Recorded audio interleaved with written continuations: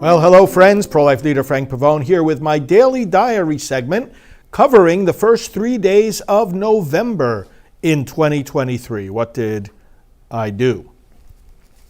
Well, on Wednesday, November 1st, I was here in the office, did my usual morning staff briefing, and then meetings with individual staff to get certain projects going or to get status reports on projects that are going on, and then went downtown to pick up a rental car that I would use later in the day. Got back to the office and hopped on a 90-minute board meeting call of the National Pro-Life Religious Council, of which I serve as president. It is an interdenominational religious pro-life group. Lutherans for Life, Presbyterians pro-life, Methodists, various other denominations represented, Lutherans, and we had our board meeting from 10:30 to noon. Grabbed a quick lunch, checked in with more staff, and then got in the car and drove to Mar-a-Lago. Actually drove to a nearby hotel and checked in. On the way, I listened to important podcasts for me to get key information for my work and for my broadcasts, and had some phone calls as well. And then at Mar-a-Lago, once I checked into the hotel, checked in with a couple of staff before then going to Mar-a-Lago, and it was a nice evening event around the poolside with all kinds of top political leaders. I saw, as you may have seen on my social media, Rudy Giuliani there, and Dan Bongino, Dinesh D'Souza. The purpose of going there and having this big gathering was the premiere screening of the film Police State. It's actually been out already in theaters and online, policestatefilm.net. But we had a special showing at Mar-a-Lago with a good number of influencers there and had some great conversations with lots of people. So that event went pretty late, and Mark Houck was there, whose home was raided by the FBI, pro-life activist from Philadelphia. Talked with him and then went back to my hotel and went to bed for what was going to be a very short night, because the next morning I got up about 2:30, 3 o'clock, and headed to the Palm Beach airport, which fortunately was very close by to the hotel, and grabbed a 6 a.m. flight to Charlotte, and then a connecting flight to Washington, D.C. Now, as usual, of course, in the morning, the early flight, I slept on the plane and then did some email work on the way to D.C., landed in D.C. and went right to the Museum of the Bible, where a meeting of pro-life leaders that we coordinate was already underway. About 50 national pro-life leaders gathering together for a day of strategizing and updating one another. This happens every quarter. We had a very successful meeting.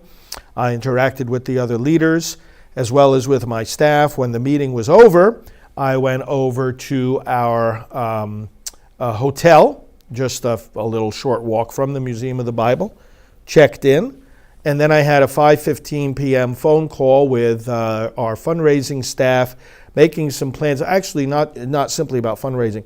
It was about a cooperative effort on Catholic broadcasting, so online educational broadcasting. So I had that meeting for about half an hour, and then joined up with some of my staff who were helping to run the leaders meeting, and we went out for a nice dinner that evening there in Washington, D.C. Came back, went to bed pretty early, and then Friday, November 3rd, met up with, some of the email things I was dealing with in those 2 days as I was traveling back and forth to D.C.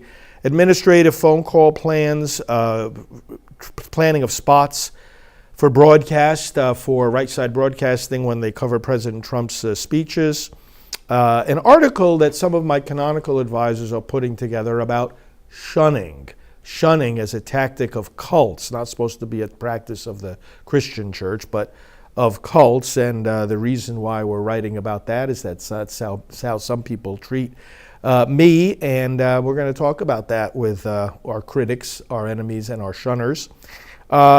Giving approval to appeal letters, and also working with our attorneys on FOIA requests, Freedom of Information Act. It's a great way to get inside the enemy when you're talking about the government and the political left. we'll see what we're going to do in regard to that. And then communication with Father Dave Begany, one of our priests at Priests for Life, and talking to him about joining me for a broadcast that you will see in regard to our clergy training, and then some work on our plans for prospecting. We'll be doing some special mailings pretty soon to reach new people. Then Friday, November 3rd, I was in the hotel in D.C. I met with a couple of my staff for a morning breakfast at around 7. And then we got into an Uber and we went to the airport and we got a flight back to Orlando. On the way, I was doing a lot of work on my emails, doing such things as having to do with donor mailings, some contents for the donor mailings, communication with pro-life leaders in regard to the leaders who are jailed right now for peaceful pro-life activity, planning for the January prayer service, planning for future broadcasts, communicating about donor relations, communicating with our social media team, communicating with our resource department about books they need me to sign. Once I'm back in the office, I like to personalize these books that go out to you. Preparing classes on Mark Levin's book, The Democrat Party Hates America. Key to pro-life success is getting the Democrats out of power. Praise quotes that are put up by my social media team. I had some input on that for them. And let's see, the Chamber of Commerce here in Titusville, some communication with staff who are in turn communicating with them. Preparation and approval of email headers that go out, the header for emails of our newsletter.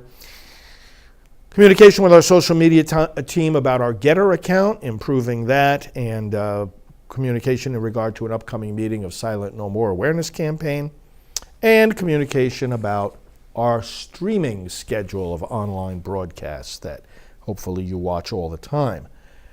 Got back to the office around 1:45 and jumped right in with our staff to various work that had to take place at the office in various meetings, unpacked things, caught up on messages, gave some tasks to staff pertinent to the leaders meeting that we just held, went around the office and distributed all those things. Was here in the studio at 4 p.m. for a taping for the evening's broadcast, and right after that had a 4:45 p.m.